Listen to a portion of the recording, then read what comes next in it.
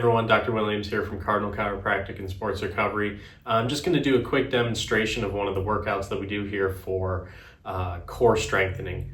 This exercise requires no equipment, and basically it's called the tabletop press, and it is kind of what it sounds like.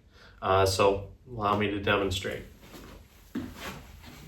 With this exercise, you're going to be laying flat on your back, like so.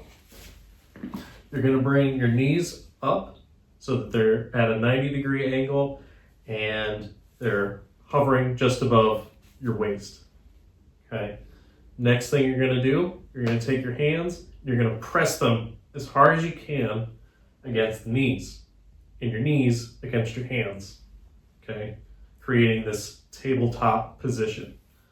In doing so, we engage the core quite a bit. This is a deceptively tough exercise for most individuals. We like to start off with a 5-second hold for about 6 reps.